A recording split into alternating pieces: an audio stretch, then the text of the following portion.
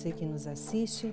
É com a imensa alegria que nós o recebemos aqui para compartilharmos outra vez o estudo dessa lição.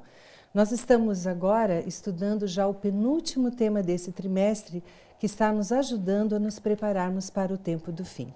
Nós temos aqui dois convidados, o Rômulo, que bom que você está com a gente outra vez, Rômulo. Obrigado. E o pastor Denilson, é um prazer tê-los aqui.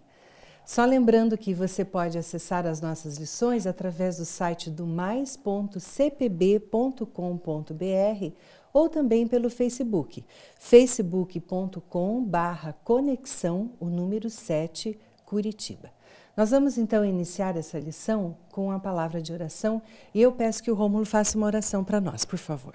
Senhor Deus, agradecemos a Ti pela oportunidade que nos dá de neste sábado podermos recapitular a sua lição, a sua palavra e entendermos qual é a Tua perfeita e agradável vontade. Sim. Que o Seu Santo Espírito nos ilumine e nos instrua quanto à sua verdade, para que permaneçamos nela, a fim de glorificar o nome do Seu Filho nas nossas vidas e ações.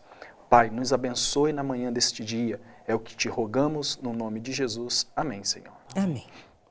É impossível a gente estudar sobre a preparação do tempo do fim sem estudar o livro do Apocalipse, né? Eu gostaria de começar lendo o verso principal, se você quiser acompanhar com a gente, está no livro de Apocalipse, no capítulo 17, versículo 5, e diz o seguinte: na sua fronte achava-se escrito um nome, um mistério, Babilônia, a grande, a mãe das meretrizes e das abominações da terra. Quando a gente estuda lá no Velho Testamento, a gente estuda que Babilônia ela foi uma representação de um império muito forte, né, pastor? E ela realmente ela dominava a terra, né? Tinha muita riqueza, muitas coisas, mas também é um símbolo enorme de corrupção, né? E agora o autor traz isso para nós, para o Novo Testamento. O que é a Babilônia nos tempos finais, né? É isso que a gente vai estudar especificamente.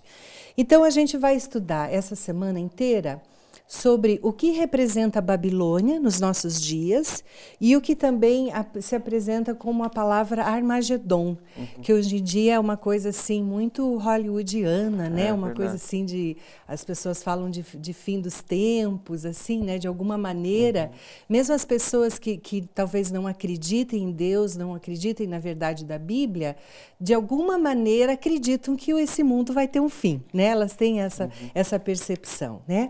E para a gente começar, Rômulo, eu gostaria que você explicasse para a gente o que representa essa Babilônia. Bom dia. Essa semana eu estou surpreendido com a lição, porque quando nós falamos de Babilônia, nós não podemos nos prender a uma questão geográfica, demográfica, especificamente. Porque se eu assim o fizer, eu não consigo entender toda a Escritura na sua essência. Porque o conceito de Babilônia aplicado no Novo Testamento, ele não é territorial. Ele é mais uma ideologia, ele é mais uma filosofia, ele é mais um estudo de valores e pensamentos, né? E tão forte, tão acirrado, que se sobrepõe aos do demais. A ideia de Babilônia é justamente essa. É uma corrente de pensamentos, é uma corrente de crenças, é uma corrente de valores que se sobrepõe aos do demais. Quando eu penso na história de Babilônia, eu queria só fazer uma observação pequenininha, que é no Gênesis capítulo 9, quando os filhos de Noé saem da arca, Deus manda eles saírem e povoarem a terra. E na verdade, eles se restringem a uma planície próxima ao rio Eufrates, e ali fixam morada. Já começa a partir desse momento eles não cumprirem a ordem de Deus, que é crescer e multiplicar e povoar a terra. O sentido já começa a ser contrário ao princípio da ordem de Deus. Deus mandou povoar, crescer e multiplicar e espalhar isso pela terra. Mais um pouquinho à frente vai nascer da origem dele o quarto, que seria o seu tataraneto, que é Nimrod. Quem é Nimrod? Um grande, habilidoso caçador. Ele era que se chamaria hoje de um grande estrategista. E existiam as cidades-estados. Essas cidades-estados eram cidades pequenas com as suas fortificações. Como o dialeto era apenas um, né, o que Nimrod fez? Como ele tinha a influência sobre os demais, ele fez uma torre. Essa torre ela tem um cunho espiritual. Por quê? Porque no conceito da época, a intenção qual que era? Fornecer acesso dos deuses aos homens. E essa torre ela dispunha, que era o chamado zirugates, alguma coisa assim, que eram as pirâmides que eram feitas, esses templos, e eles tinham uma escada que pegava do cume até o solo. Isso nos faz lembrar o motivo que tem Jacó a visão da escada que vem do céu à terra. Então, dentro daquele conceito, eles falavam assim, a cidade-estado, ela tinha um Deus próprio, de maior influência, que lhes protegia dos demais deuses. Então Nimrod falou assim, eu vou fazer a maior de todas as escadas, onde o Deus maior vai ter acesso por ela, e eu vou subjugar todos os outros deuses. Todas as outras cidades-estados vão ficar subjugadas. O objetivo dele era justamente isso. Fugir ao princípio de Deus. Então, além de tentar se proteger de um possível dilúvio, novamente, ele era completamente contrário a um princípio de Deus, que era de fazer com que eles saíssem. Então a ideia de Babilônia ela surge justamente disso, de afrontar valores e mandamentos de Deus. Aí a gente vai ter vários personagens, como Hammurabi, que é onde que surge o primeiro código, na verdade civil e penal, com aproximadamente 300 leis, que vai falar da questão de convívio social, das penalidades pelos crimes cometidos. Aí a gente vai mais um pouquinho para frente, a gente vai encontrar um camarada que ele chega, Nabucodonosor, a dominar o povo, ou seja, a ideia de Babilônia é sempre de subjugar os demais, fazer com que as ideias deles e os valores deles se sobreponham. O problema foi a maneira como eles começaram a fazer isso. A cidade era assim, composta de um muro de aproximadamente 100 metros de altura, 30 de largura, e tinha um segundo muro. Então ela tinha 2 muros, a cidade, e ainda um fosso, ou seja, era uma cidade extremamente fortificada. Quando as pessoas entravam, se deparavam com um grande poderio dessa cidade, porque era a cidade maior, que ela tinha em torno de 100 mil a 200 mil habitantes. Então, para a época, era uma gigantesca metrópole. Então pensa assim em São Paulo dentro de Curitiba, né? Então é algo que assustava.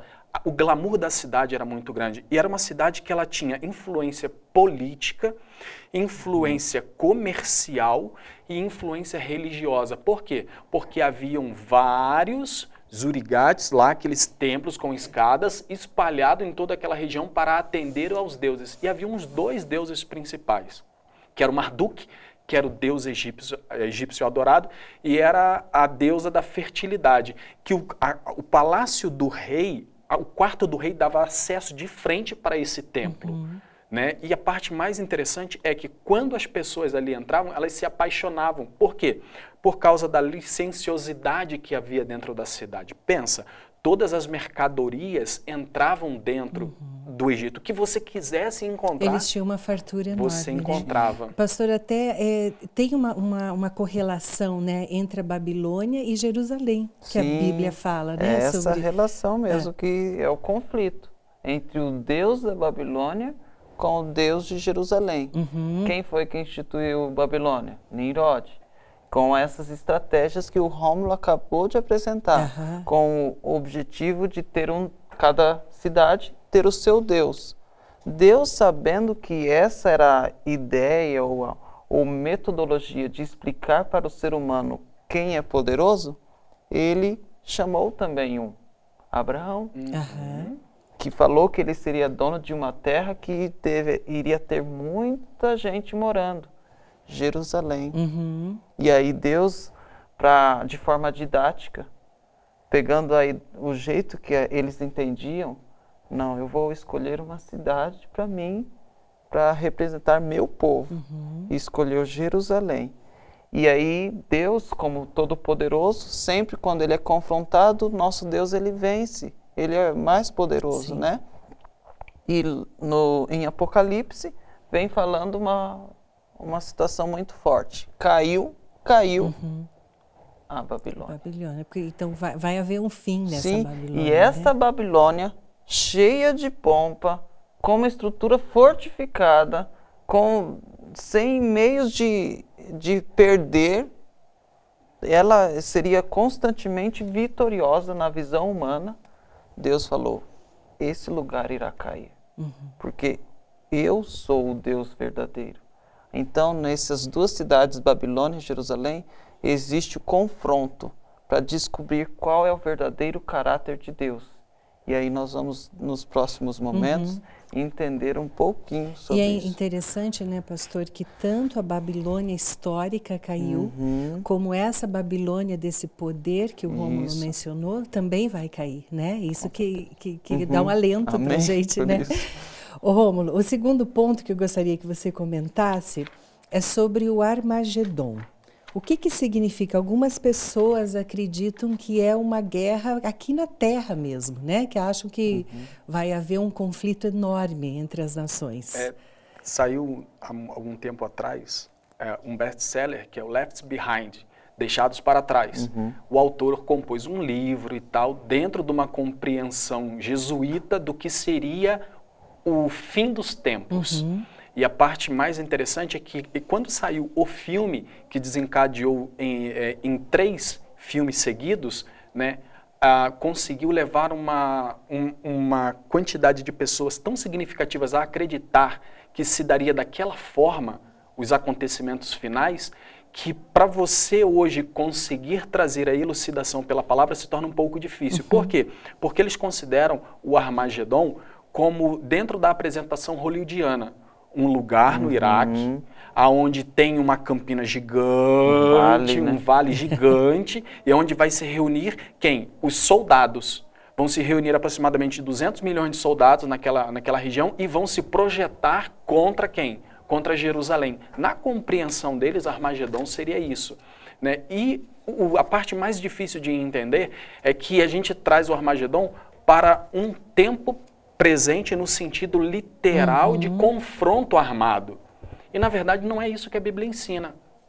Porque quando a gente pega a palavra Armagedon, a gente vai ver a associação de 2 palavras. Ela não é uma palavra que traz em si um significado. Esse aqui é o detalhe. E quando se fez a junção dessas 2 palavras, o autor ele tinha um propósito e um objetivo, de não apresentar dentro de um campo material, dentro de um campo físico isso. Ele estava querendo apresentar o clímax de um combate. Então, na verdade, o Armagedon ele vai se tratar de um momento em específico em que Deus, no seu poderio pleno, vai se defrontar com Satanás dentro do seu poderio pleno. Só deixa eu abrir um parênteses, Rômulo. Só para lembrar, né, você que tem nos acompanhado no estudo dessa lição, foi a primeira coisa que a gente estudou nessa lição, que é o conflito cósmico entre Deus e Satanás e como tudo surgiu, né? E que agora vai chegar ao seu fim, né? Pode continuar. Sim. E agora vamos pensar da seguinte forma. Todo o universo se deparou no decorrer da história da humanidade sobre quem Deus é e como Deus age em favor das suas criaturas e dos seus. A gente pode usar o exemplo de Jó. Jó não sabia o que se dava, o motivo que se dava aquilo, mas por detrás dos bastidores existia um grande conflito cósmico, uma grande batalha estava acontecendo naquele momento, para reivindicar o caráter de Deus. Esse aqui era o detalhe. Agora vai ser descortinado diante dos olhos de todos. Então o Armagedon vai trazer mais essa parte cósmica aberta aos olhos de todos para se ver o verdadeiro opositor com a legião de anjos que ele trouxe consigo e seus adeptos, né? E Deus com os seus também. Pastor, você gostaria de comentar alguma coisa sobre isso? É neste contexto onde nós estamos conversando sobre o conflito cósmico entre Deus e o Babilônia, Satanás, nós podemos perceber que Deus, ele preza e ele tem um carinho especial para nos ajudar a entender que vale a pena seguir a ele. E com isso, a lição foi bem construída. Nós vamos ver um personagem que enfrentou diretamente essa situação, assim como nós. Assim como o Rômulo, eu, você, Mônica. Nós temos tentado fazer a vontade de Deus e nesse personagem que nós já vamos conversar, ele vem mostrando meios para nós sairmos. E até você podia começar, pastor, porque aqui a lição trata um paralelo entre o Armagedon e a história de Elias, especificamente o que foi passado no Monte Carmelo. E eu queria que você relembrasse um pouquinho a vida de Elias e o que aconteceu nesse monte. Elias era um homem muito consagrado. Ele ouvia o que Deus falava e fazia o que Deus pedia. Entende? Não basta ouvir, nós temos que fazer o que ele nos orienta. E Elias, ele praticava essas orientações. Teve vários momentos. Deus pediu para ele atravessar um lago e jogou um pano e o lago abriu. Deus incentivou ele a operar milagres e Deus operou milagres através de Elias. Deus operou sinais através deste homem. Como hoje nós estamos no momento em que as pessoas só querem acreditar no Evangelho através de sinais. Ah, tem que cair fogo do céu para eu acreditar em Deus. Tem que vir um anjo falar comigo, Tem que vir um anjo. Isso não é ruim. Isso é uma necessidade do ser humano. Deus sabe disso. Mas a linguagem de Deus não é como nós entendemos. E essa intimidade que Elias tinha era o diferencial na vida dele. Então, Elias era um homem consagrado. Tinha as limitações dele, as dificuldades dele, mas ele se submetia a fazer a vontade de Deus. E o que aconteceu especificamente no Monte Carmelo, pastor? No Monte Carmelo, eles estavam indo para um conflito. E aí estava uma situação, se valia a pena servir a Deus ou não. Se valia a pena servir ao Deus da Babilônia, Baal. E é isso que nós vamos entender com o Rômulo. Ele disse que vai trazer essa parte para a gente. Quando a gente para poder observar a questão de Elias, a gente vai ver a representação daqueles que decidem por Deus. Pense, Elias era o profeta que chegou diante de Deus e falou assim, sobre eu, estou numa situação bem complicada agora. E o Senhor, calma, peraí, não é tão assim como você pensa. E ele entra em desespero porque ele não vê os resultados que ele gostaria por meio das declarações proféticas que ele fazia ao povo. O objetivo de Elias era declarar a vontade de Deus, mas como o povo não se convertia, como o rei não cedia à vontade de Deus, foi gerando nele, internamente, uma angústia muito grande. Nós somos pessoas de resultados, nascemos para resultados e quando nos convertemos ao Senhor também queremos o resultado. E imediato, geralmente, Sim, né? Verdade, Aí a parte difícil vem que aquele que nos acusa constantemente tenta frustrar a ação de Deus nas nossas vidas, dizendo assim, do que te vale continuar pregando insistentemente quando você não está tendo os resultados esperados? Independente do resultado, no coração de Elias, ele dizia assim, independente do resultado, eu estou angustiado com isso, mas o meu Deus é fiel, o meu Deus é verdadeiro, ele continua imutável. E quando ele vai para o Monte Carmelo, acontece algo interessante, porque lembra que eu falei que existiam a questão do politeísmo, da questão dos vários deuses? Sobe 400 profetas de Baal, mas sobe mais 450 de Azera, que era um Deus também adorado. Então são 850 profetas, não são apenas 400 profetas lá no monte.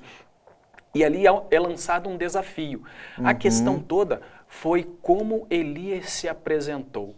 Primeiro ali ele diz assim, agora a guerra não é entre nós homens naturais. Você está falando das suas divindades e eu estou falando da minha divindade. Você está falando dos seus deuses e eu vou falar do meu Deus. Faça toda a prática ritualística que vocês estão acostumados e vamos fazer o seguinte, aquele que responder com fogo, esse é o verdadeiro Deus e que manda em todos, ok? Eles concordaram. Esse era um confronto. E Elias ficou sentado e viu os profetas fazendo todos os seus atos. Durante horas, né? Horas. E a parte mais interessante é como Elias reage em relação àquilo. Elias sai de um senso de seriedade para um senso de sarcasmo. Porque ele fala assim, cadê o seu Deus? Olha, continua clamando aí, cara. Vai que ele está almoçando, vai que ele está dormindo, saiu para viajar. E esses profetas foram chegando à exaustão. E eles começaram a cortar-se com a finalidade de despertar alguma coisa, e nada aconteceu. Aí Elias agora toma a palavra. Aí Elias falou assim, olha, vocês já fizeram tudo o que cabia a vocês, certo? Certo. Deus de vocês não respondeu. Agora eu quero que vocês façam uma coisa. Rasguem uma valeta em volta aqui e encham de água. Gente, vamos parar para poder pensar. Eles estavam num monte e não havia água. Então eles tinham que descer o monte. E estavam com uma escassez de água muito grande também, da né? onde surgiu essa água? E eles tiveram que correr atrás. Depois de encher tudo, o que Elias faz? Só se apresenta para Deus. É uma oração apenas, uma oração. né? E antes de Elias começar a fazer qualquer coisa de gigantesco, Deus vem e consome tudo. E os profetas reconhecem que não há outro Deus senão aquele Deus. Sim. Nesse exato momento eu consigo ver uma coisa, que é no nosso momento de maior dificuldade, onde as nossas limitações chegaram no zero, que Deus revela o seu poder pleno, onde Ele diz assim, a única coisa que eu quero de você é que você permaneça em mim e que você creia que eu sou o Senhor e estou no controle de tudo. Naquele momento, esse Armagedon que pode ser ilustrado aqui, aconteceu. Os deuses das entidades que estavam sendo veneradas, de Azera, né, naquele exato momento, Deus se mostra Senhor sobre todos. Sim. E se torna inquestionável na sua soberania. Nós estamos caminhando para os desfechos finais da igreja nessa terra. Verdade. E nós temos que nos atentar para uma guerra que acontece aqui. Essa guerra está acontecendo aqui. Por isso o apóstolo Paulo fala, trazendo com rogo no coração dos irmãos, em Roma ele diz assim, rogo-vos, pois, irmãos, que apresenteis os vossos corpos em sacrifício vivo, santo e agradável a Deus, que é o vosso culto racional. Romanos capítulo 12, verso 1. Por que ele fala isso? Porque ele sabe que a maior batalha se trava aqui. Sim. Porque Satanás, ele tenta nos seduzir pelos nossos sentidos naturais, a nossa audição, olfato, tato, paladar. É onde que ele tenta nos prender. E ele só nos prende nas coisas que pertencem a esse mundo. Num determinado momento, Jesus falou para Satanás assim, a você compete saber as coisas provenientes aos homens, mas as de Deus a ti não é revelada. Sim. Por que ele estava falando isso? Porque o poder de Satanás é atuante neste presente século. Não se traz no sentido das coisas espirituais. Então, Satanás nos prende aonde? Dentro das coisas materiais. Ele quer nos fazer acreditar que o nosso reino é aqui, que a nossa estadia é aqui. E não é que não possamos viver e não devamos viver o melhor, pelo contrário, mas que isso não seja o primeiro no nosso coração. E não seja um empecilho, né? Foi o que Elias fez. No coração de Elias, ele entendeu que não importava Deus se manifestar por meio de maneiras sobrenaturais. Para Elias cumpria Isaías 30, 21.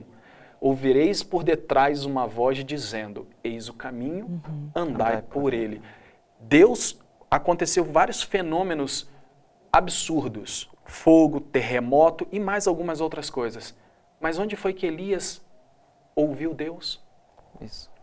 Quando nós acalmamos a nossa mente, quando nós descansamos, como diz Salmos capítulo 37, quando nós nos deleitamos no Senhor, Ele fala. Responde nossa oração. E é interessante porque a comunhão que Elias tinha com Deus, a certeza que ele tinha que Deus ia agir, né? Verdade. Porque assim, pensa você sozinho se deparando com 850 homens que se declaravam profetas. Você tem que ter realmente muita certeza de que Deus vai agir, né? A gente já chegou ao fim da nossa lição, infelizmente. Pastor, eu queria que como palavra final você deixasse para aqueles que nos ouvem o que foi mais tocante para você nessa lição dessa semana. O que mais me tocou foi que o Armagedon, ele é um lugar onde existiam muitos conflitos, eram guerras que aconteciam ali, e nesse Armagedon tinha dois poderes em conflito, e estão tendo hoje, entre Deus e Satanás, entre Jerusalém e Babilônia. Esses conflitos é o que acontece na nossa vida. Não vai ser lá na Palestina, não vai ser lá em Israel, lá, não vai ser nas bases do Monte Carmelo, esse conflito que a Bíblia apresenta. Ele é um conflito no vale da decisão. Sim. Joel 3, ele vem trazendo esse texto que é muito interessante, que é base e é referência para o Armagedon, Joel 3,14. Olha o que fala esse verso. Multidões, multidões no vale da decisão. Eu posso dizer, no Armagedon, no Monte Megido, no vale da decisão, porque o dia do Senhor está perto, no vale da decisão. Assim como Elias, pós o evento milagroso que teve, de fogo cair do céu, consumir todo o sacrifício, ele tinha que decidir a quem servir. Sim. Depois dele ver Deus operando milagre, depois dele ver Deus operando sinais, ele ficou com dúvida. E Deus precisou se revelar com voz mansa e suave, para ele entender que ele estava no caminho certo. Então nós precisamos confiar que Deus está dirigindo a nossa vida. E para você, Rômulo? Para mim ficou a lição de que o homem, ele propõe, mas quem dispõe é Deus. Belsazar, o último rei da cidade de Babilônia, teve o seu império arruinado numa noite em que uma mão escreve misteriosamente, Mene, Mene, Tekel, Parsim, e naquela noite o seu reinado é destruído. O último rei era Alexandre na cidade, e nós vemos a cidade de Babilônia caindo, mas a ideologia, o propósito de Babilônia persiste. A Bíblia fala no livro de Isaías que essa cidade nunca mais se levantará como Estado, como nação. Pensa, isso é a verdade, mas a ideologia permanece. Porque é de uma supremacia religiosa, política, que está se valendo nos nossos dias para impor sobre os demais a quem nós devemos servir, mas devemos de fazer como fez Josué, como fez Moisés. Hoje decidais a quem servis. Josué disse, eu e a minha casa serviremos ao Senhor. A minha proposta hoje para você é, sirva ao Senhor, porque este vale da decisão, ele está disposto todo dia para nós. Por isso Jesus disse, todo dia, tome a sua cruz, venha após mim e siga-me. Que Deus possa nos abençoar. Amém. Eu queria só terminar deixando uma pergunta aqui, na realidade reflexiva que a lição propõe. E o autor ele fala o seguinte, toda injustiça e iniquidade que parecem ficar impunes hoje, um dia enfrentarão a retribuição final de Deus. Você encontra conforto nessa promessa? Então, a gente vê tanta injustiça, tanta coisa errada hoje, e realmente a parte de nós sermos cristãos é deixar isso para Deus. Porque um dia tudo isso vai ter fim, né? E não cabe a nós fazermos justiça com as próprias mãos. Que a gente possa confiar que assim como a Bíblia nos traz tantas histórias lindas no passado, são para fortalecer a nossa fé, né? Pessoas pecadores e falhas como nós, que nas mãos de Deus conseguiram vencer. Então que seja esse o nosso propósito hoje, que Deus deixou muita coisa revelada e talvez a gente tenha que passar por muita coisa difícil, mas que a gente sempre lembre que Deus sempre vai estar à frente de todas as coisas. Amém. E a nossa parte é só nos colocarmos nas mãos dele. Amém. Eu agradeço muito a participação de vocês, né, nesse estudo dessa lição, Mônica. que vocês sejam bem abençoados. E nós vamos pedir então que o pastor faça uma oração final para nós, por favor. Pai querido que estás nos céus, muito obrigado por essa lição que o Senhor tem nos dado, vem nos ajudando a entender algumas coisas importantes. Hoje vimos que o Senhor tem um poder, um reino que quer colocar aqui na terra, mas o poder da terra é contra o seu. E nós estamos nesse vale da decisão. Precisamos decidir a quem servir.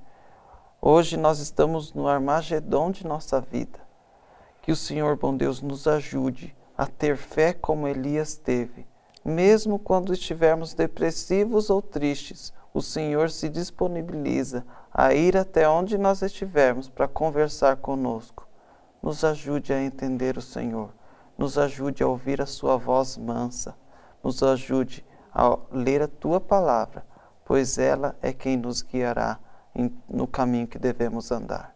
Esteja com todos nós, com as pessoas que estão nos assistindo neste momento. Que seu Santo Espírito cuide de cada um de nós neste sábado, em nome de Jesus. Amém. Amém. Muito obrigado pela tua companhia conosco durante o estudo dessa lição. Gostaríamos apenas de relembrá-lo que você pode acessar os nossos cultos ao vivo todos os sábados pela manhã, a partir das 10 horas, e também aos domingos e quartas-feiras, a partir das 19h30. Tenha um dia muito feliz e abençoado. Fica com Deus. Amém.